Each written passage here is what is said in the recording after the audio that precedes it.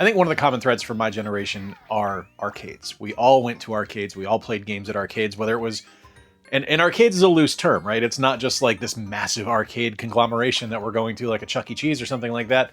It could just be as simple as a Play Choice 10 at your local 7-Eleven or a Pac-Man table at your local pizza place. We all had that connection to arcade machines. Welcome to Square Pegs, everybody. I'm Jay. Glad you're here. Thank you for stopping by. Over the last 6 weeks, I've gone to Cleveland for the Cleveland Gaming Classic. I went to Pittsburgh for the Pittsburgh Gaming Expo, and I went to Minneapolis for a work event. The common thread there were arcades and arcade games. So today I want to look at the arcade games that I try to never miss, especially if I see them at a show or if I see them at a place that I'm going. I want to make sure I spend some time with them. This is strictly arcade games, no pinball tables on this one. That's an entirely different ball of wax, but we're going to start things off with a puzzle game. One of the few puzzle games on this list, but one that I really, really love. There's just something about Bust a Move, man. Like, it's such a great idea for a game, and it just executes so perfectly. Like, I'm familiar with Bub and Bob from Bubble Bobble on the NES, like I'm sure most of you are, but I didn't love that game growing up. It wasn't until I was much older that I really, really started to love it. But, man, when I discovered Bust a Move, that was another story entirely. I loved everything about that game. Just a perfect pairing of classic characters and simple puzzle solving while still being mind-numbingly difficult at times. My wife and I actually discovered it with a Puzzle Bobble release on PC back in the early 2000s, and that blew our minds. And then we found it at an arcade in Orlando at Rocky's Replay, and the rest was history. Still one of my favorite games to this day. I think the original Konami Teenage Mutant Ninja Turtles arcade game might be one of those games that is just bedrock, that is responsible for me liking a particular genre, that still is reflective to this day. Because without Teenage Mutant Ninja Turtles, I don't know that I would love beat-em-ups as much as I do. One of my favorite genres. But that love affair started with the arcade version of Teenage Mutant Ninja Turtles because my mind was absolutely blown the first time I saw it. Had no idea a video game could look that good. It looked like the animated series come to life. It felt like the animated series come to life. And it was something that I think any of us that were fans of the Turtles back in the 80s just knew how amazing and incredible and important this game was. And I love the NES port, don't get me wrong, but man, that arcade version, it's just tip-top, man. It's just one of the greatest games of all time, and something that even today, like, I know a lot of people love Turtles in Time, and I won't fault you for that. I like the original one better. I just think it plays better. I think it controls better. And for me, you dance with the one that brought you. I love Burger Time, but Burger Time does not love me. I think this might be the most difficult arcade game ever for me. For me, personally. Like, I know there's people out there that are wizards at this game, and y'all astound me, and you got your powers from an illicit pact with the devil. But for me, this is just one of those games that I love the concept. I love the gameplay. I'm just bad at it. But that's okay. Like, arcade games aren't meant to be mastered right away, I don't think. I think this is something where, you know, it fulfills this design. It wants you to keep pumping quarters in. It wants you to keep going. It wants you to fail. It wants you to fail repeatedly until you can earn that success. And I get that immensely with Burger Time. I absolutely do. I think it's a brilliant title. I think it is one of the best designed arcade games ever. I like it a hell of a lot more than I like Peter Pepper's Ice Cream Factory. I just think it's fun, man. Like, I think it's just a well-made game. And I think the simplicity of the look of the game really disguises well the overall complexity of the game you're trying to play. I think it's fantastic. And I gotta have at least one SNK fighter on here, and that is why we have the ACA Neo Geo release on the Nintendo Switch of Garou Mark of the Wolves. This is a direct arcade port. Now, there are versions of this on home consoles. This did release on the Dreamcast as well, but the arcade version of this game is really, really incredible. And the Switch port of it is a faithful translation of that arcade game. The gameplay is wonderful. This stars an older Terry Bogard and descendants of some of the characters from the core Fatal Fury series. You have signature SNK fighting experiences and animations, and I think most importantly the animations here, because SNK was always a more fluid animation system, to me at least, than Street Fighter was. I mean, your mileage may vary on that. It could just be my eyes playing tricks on me, but I absolutely love this one. I think it has one of the best storylines, one of the best fighting mechanics overall, and just, like, from top to bottom, I think this is just a wonderful fighting game experience. I don't know how many more times I can talk about Super Off-Road on this channel. then I'm going to, but I'm going to talk about it again because this might be my favorite arcade cabinet of all time. It's one that immediately gets played if I see it. There was a cabinet at PGX. I played it right away. I have no regrets in doing so. It's just a wonderful game. Like, this is one of my favorite racing experiences ever. I like it on every version I've ever played, whether it's the NES version, the arcade version, the SNES version, even the Game Boy version, which does struggle at times, has its merits and has its charm. But the arcade version, man, with the free spinning wheels and just the ability to play 4-player all at once on one machine, it's incredible. It's a magnificent game. It's fun. It's challenging. It's clever. It's everything you would want in an arcade game. This footage is from the Marvel vs. Capcom fighting collection that Capcom released on the Nintendo Switch, and this is Marvel vs. Capcom 2, my all-time favorite two-dimensional fighter, one that I never miss, one that I never pass up, because I do think it is the single finest 2D fighting game ever made.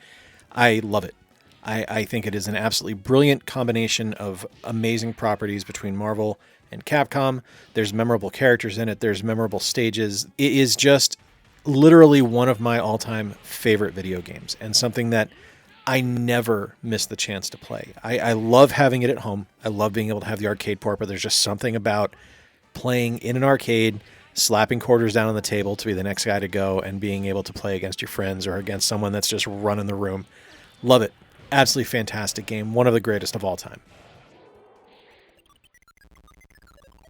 I think when companies are brave enough to use an alternative controller option, they should really be applauded for it. And Crystal Castles is a game that I know about because of my friend Corey, and one that I hadn't really played much when I was a kid, but in my mid-20s, I discovered it, and I was able to play it, and I love the fact that this thing controls via a trackball. I think that's impressive. I think it's kind of brilliant. I think it's incredibly fun. The gameplay is very simple. You're just collecting dots, and you're moving your bear around the maze to collect all the dots and the honey and the magic hats and stuff like that to clear the level to move on to the next one. And there's a challenge there. There's something inherently difficult built in because you are using a trackball and not a control stick.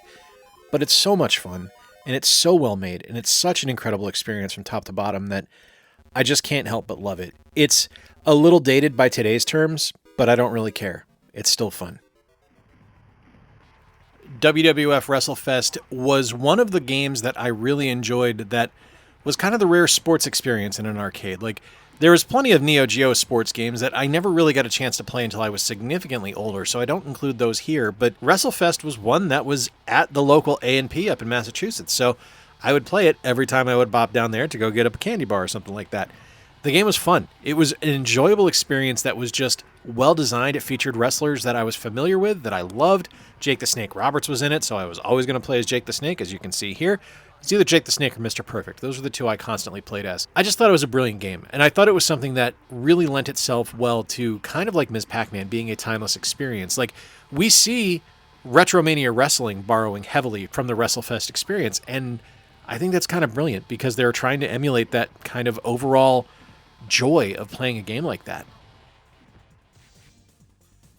And this is Street Fighter Alpha 3. I think this is the best of the Street Fighter titles. I think it has the most memorable roster. I think it has the best controls, the best gameplay, one of the best looks, some of the best music, and one of the best challenges available to any kind of Street Fighter game. I like the different isms you're able to use, so you can actually kind of customize the game to your stylings as much as you want to. The gameplay is solid. The characters are wonderful. It's just, to me, this is a perfect fighting game. Like, as much as I love MVC2, which we talked about earlier, this one I think is probably the most complete Street Fighter game, just core Street Fighter experience. I love this one. What's your favorite Street Fighter arcade experience? Let me know in the comments. You know, I honestly don't think there's a bad version of this game. This is Pac-Mania. This is my favorite version of Pac-Man, and I think it's brilliant. It's 3D Pac-Man. You have a jump built in, so you're able to leap over the ghosts and stuff like that, which is such an interesting mechanic to add to a traditional kind of steeplechase maze racer that it just makes it fun. Like, it just works. Everything about this game is great. I love the kind of like powers that are added to the ghosts to make them a little more difficult. I like the level designs. I like that you don't get to see the entire map at all times, so you kind of got to use your memory a little bit and kind of remember where you need to go and be quick on the draw to avoid the ghosts by jumping over them. It's just, I think it's one of the best experiences of Pac-Man ever made. I really do. I have a blast with it. I think it's fantastic. And I just wish more people played it. Like, it's one of those games where I'll say, oh, I love Pac-Mania, and people will be like, which one is that? I don't know which one that is. And here it is. It's wonderful. I know a lot of people don't like the Simpsons arcade game nowadays for one reason or another. I don't know why they don't like it. I just know that they don't. Because when I rated it really highly in my Simpsons ranking video, link on screen right now, I kind of got taken to task for it. And that's fine. You don't have to like the games I like. That's totally cool. I like that gaming is a tapestry and we all have different threads to add to the hobby. But for me, it's still a game I have fun with. It's something that I enjoy. It's something that's silly. It's lighthearted. It's challenging. It's a quarter muncher, absolutely. But that doesn't make it a bad game to me. It just means that it's a little bit more difficult. It's a throwback. And it stars one of my favorite pop culture families. I think it's fun. I do think it's a good game. I think it's enjoyable. And I love playing it whenever I see it at an arcade. I know most people would probably choose the original Donkey Kong, but for me, Donkey Kong Jr. was always my favorite. And I went reverse on this one. I actually originally played this on the NES and then eventually played it in arcades. One of my favorite things about Game Dad's house is that he has a Donkey Kong Jr. arcade machine in his basement that I love to play on. And I also love to be reminded how bad I am at the game every time I play it, because I am atrocious. But that's kind of a running theme for me with video games, is I'm bad at them. Just love them anyway. Donkey Kong Jr. for me, though, was just significantly more interesting than the original Donkey Kong. I liked the climbing mechanic. I liked going slow up 1, but fast up 2, slow down 2, fast up 1. I liked the different level designs and the different tasks that you had to achieve on each one. Just thought it was a clever game. I thought it was fun, and I thought it was better than the original. The Wild West Cowboys of Moo Mesa was based on a failed animated series that was on Fox, I want to say. And of course we got a video game for it, because everything had a video game back in the 90s, and I loved everything about it, and I still do. I liked the cartoon. I thought the cartoon was clever. I thought it was a neat idea, but the video game was just something else, man. It's a little bit like Sunset Riders. I'll correct that. It borrows heavily from Sunset Riders, but instead of just being cowboys, you are cowboys. You're cows. And it's a run and gun shoot 'em up with some really fun mechanics where you're able to jump up and down on the screen, just like in Sunset Riders.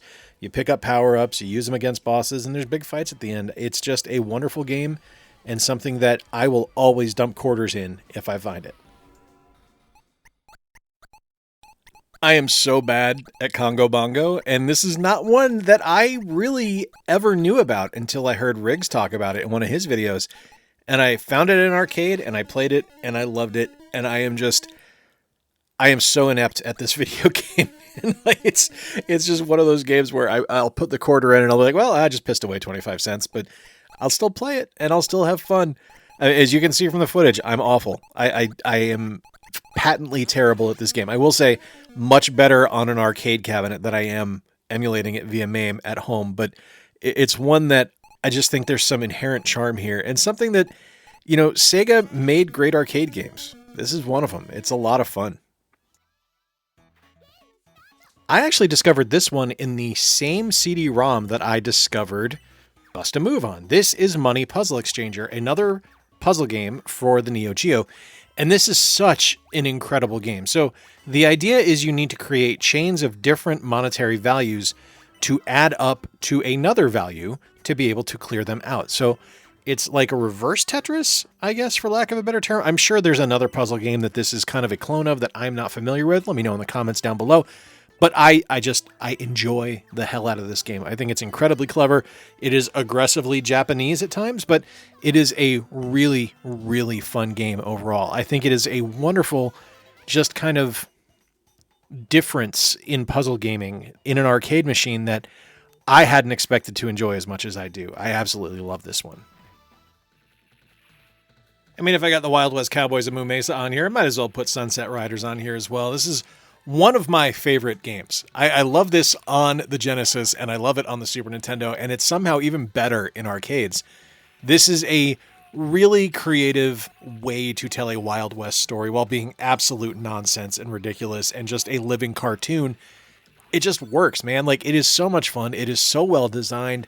The music in the game is great. The gameplay is spectacular. The challenge is ever present.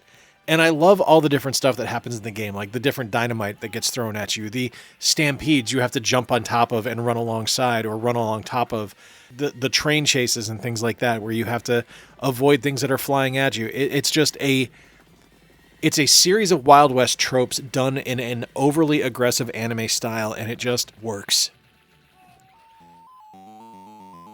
While Pac-Mania is my favorite Pac-Man game, Ms. Pac-Man deserves recognition as well as being probably the best of the traditional Pac-Man experiences. The original Pac-Man was fine, and the rest of them, the kind of the weird offshoot Pac-Man, are okay as well, but Ms. Pac-Man kind of perfected everything. The game was fast, it was fun, it looked fine for what it was. Like, I don't want to say it looked good because there wasn't really much to look at, but the gameplay was brilliant. It's still fun to this day. Like, it is still something that is a blast to pop a quarter into, just stand in front of the screen and have fun with. It's timeless. And I think that's the best compliment you can give a video game, is that it is timeless. It's something that every generation can enjoy. Like, I've played it. I've seen my grandfather had played it back when he was still alive, and I know my kid has played it. So there's a generational journey there of a game that is just excellent, and that says a lot. You can't go wrong with either of the Dungeons & Dragons beat-em-ups. You can't go wrong with Tower of Doom or Shadows of Mystara. They're both wonderful. Just happen to have footage of Tower of Doom here. They're both great, though. Play them both. They're both fantastic. Because this takes a core hack-and-slash experience. So this is like a Golden Axe or something like that. Like beat-em-ups with weapons. You guys understand what I'm talking about here. And it adds role-playing elements to it because you're able to collect items that will power you up, that are going to give you extra abilities as you play. You're able to kind of improve your character as you go. There's signature D&D races and challenges and things like that in this game. Like, it is just a wonderful top-to-bottom experience. And one of the really cool things as well is that they collected this. Capcom collected this and released this on Steam, and I want to say the Wii U and possibly the PS3 and the 360 back in the mid-2010s. And it's worth picking up if you're able to. I don't know if they're still on sale. I happen to own it on Steam, so it's something that I love, but man, these games are just wonderful, fantastic, fun, and just a great arcade experience. It is time for one of the most signature arcade games ever made, and that is Q*bert. And Q*bert makes the list even though I am horrific at this game. I have never been good at Q*bert.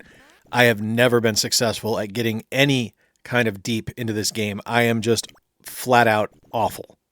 And I don't care, because I still think it's fun. I still think it's fantastic. It is one of those arcade experiences. I remember I went to a birthday party in 4th or 5th grade, and they had it at Chuck E. Cheese, and I'd never played it before. And I remember when I died and the thump happened at the bottom because that kind of like plunger or beater from a pinball table was in there to play the sound of Q*bert hitting the ground and splatting. That blew my mind. Absolutely just astounded me that this was something like, that was like 4th dimensional, and I adored it. It's still fun to this day. I'm still awful at it, but I still love it. X-Men came in a lot of varieties, but the best one I think we can all agree was the massive double screen 6-player version of X-Men, where you were able to just dive in and have so much fun. It was built to basically advertise the Pride of the X-Men, which was anticipated to become this massive success for Marvel, and it flopped. It failed miserably. So rather than getting this new animated series and kind of this obscure beat-em-up arcade game, we got this incredible arcade game and kind of this obscure animated movie that failed. And instead, we had to wait for a few more years before X-Men the Animated Series debuted. But in the meantime, we could go to the arcades, we could ply this game with quarters, and we could play as Colossus, as Wolverine, Cyclops, Storm, Dazzler, and Nightcrawler, and just have an incredible experience. To this day, this is one of the best beat-em-ups ever, and one that I still use as a measuring stick against other beat-em-ups when they're released, because this one is just top of the charts for me. I played this when I was at Up Down in Minneapolis. The machine was in terrible shape. I still had fun. I couldn't jump. I couldn't turn around to fight people behind me. I still had fun. That's how good the game is. I didn't really have a number for this one. I just wanted to talk about arcade games. I've been having a lot of fun playing arcade games, whether it's at Up Down or at free play areas at video game conventions. Wanted to talk about them. I haven't done a lot of arcade talk on this channel before, so maybe it's something new. Who knows? What's your favorite arcade game? Let me know in the comments down below. I'd love to hear from you. I'm ecstatic that the local arcade here, Classic Arcade, which is over in Gobles, Michigan and Paw Paw, Michigan, they have 3 locations, has a Wild West Cowboys of Moo Mesa cabinet, because I remember seeing that when I was a teenager, and it was like a fever dream because I never saw it again until I was almost 45 years old.